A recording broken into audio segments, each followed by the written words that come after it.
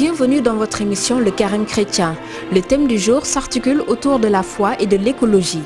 Alors, pourquoi un message sur la foi et l'écologie? Frères et sœurs en Christ, chers téléspectateurs, amis croyants, tout au début de cette émission, je voudrais saluer chacun et chacune de vous et demander la bénédiction du Seigneur sur tous ceux qui nous écoutent. Nous voulons revenir avec vous sur le message de nos évêques à l'occasion du Carême 2013. Message que nous sommes appelés à méditer, à approfondir pour vivre cela chaque jour. Depuis le début du Carême, nos évêques ont choisi de nous livrer un message portant sur la foi et l'écologie. Cela montre toutes leurs préoccupations sur les questions environnementales qui ne peuvent laisser personne indifférent.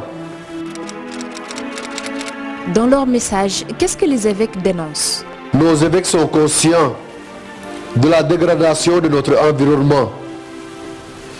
Mieux, notre foi nous demande de participer à l'œuvre de la création. Notre responsabilité est donc grande face à la création et par-delà au Créateur qui a voulu nous donner un cadre agréable de vie. Les évêques veulent donc nous interpeller, stimuler la foi des chrétiens en les poussant à reconsidérer leur relation avec la création. Ceci est aussi un encouragement à prendre notre destinée entre nos mains, en toute conscience et responsabilité, pour des changements de mentalité et d'attitude afin de préserver ce don merveilleux de Dieu. Qu'est-ce que les évêques attendent des catholiques? Dans leur message pour le Carême 2013, les évêques dénoncent l'habitude de passer à côté des eaux usées et des ordures versées dans la rue. Apparemment, cela ne dérange personne. Les enfants y s'amusent. On joue à côté. On vend des aliments non loin de là. Ce qui pose un véritable problème d'hygiène et de santé publique. La dictature du plastique qui enlaidit et pollue les rues. Nous voyons l'entrée de nos villes et villages avec le décor qui nous accueille. En plus des sachets, nous avons les tasses à café, les verres à jeter qui jonchent nos rues. Le phénomène des animaux en divagation avec ses conséquences pour l'environnement et pour la sécurité des personnes. La rue devenue la grande poubelle pour tous. On lance partout, sans souci, tout ce qui nous encombre entre nos mains ou dans nos maisons. Le respect, le non-respect du bien public. Le phénomène n'est pas étranger à nos églises et autres lieux de culte.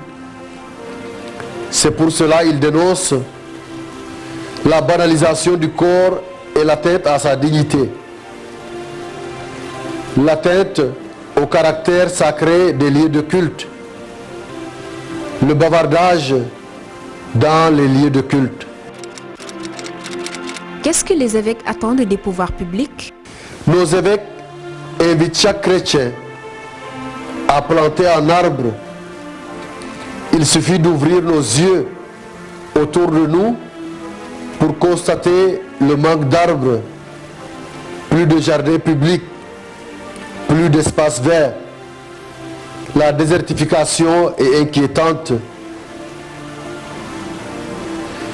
Les évêques aussi attendent que les jeunes chrétiens deviennent des leaders écologistes dans leur quartier en s'engageant avec les autres citoyens à rendre plus propres et attrayantes les rues et les places. C'est un devoir pour chacun et chacune de s'investir pour le bien-être de tous. Les évêques attendent aussi que les familles chrétiennes se distinguent par la propreté et la bonne tenue de leur maison. Plus que des paroles, c'est de donner l'exemple en commençant par sa maison. Ils attendent aussi la prise en charge de l'aération et de la décoration de nos églises. Ils nous invitent à opter, si possible, pour une décoration avec des fleurs naturelles. Les jeunes sont aussi invités à participer massivement au nettoyage des églises et environs. C'est la maison de Dieu, c'est notre lieu de prière.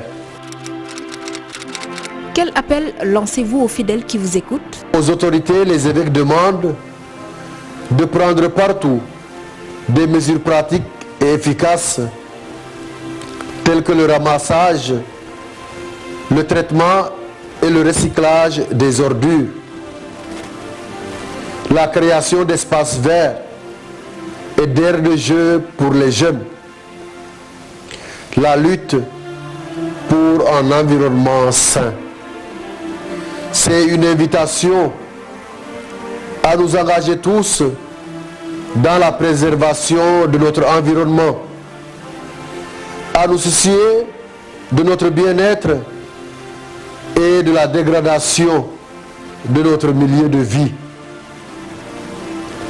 Ce qui doit pousser tout un chacun à œuvrer pour un environnement sain où il fait agréable de vivre. Les changements climatiques, la dégradation de l'écosystème, l'érosion côtière et autres phénomènes qui affectent la nature doivent nous interpeller et nous engager à une recherche de solutions durables. Ayons donc à cœur de revenir constamment sur ce message des évêques, de le méditer et de se laisser interpeller pour un engagement ferme à prendre en main la destinée de notre monde. Merci de nous avoir suivis. À demain pour un autre numéro de votre émission, Le Carême chrétien. Amen.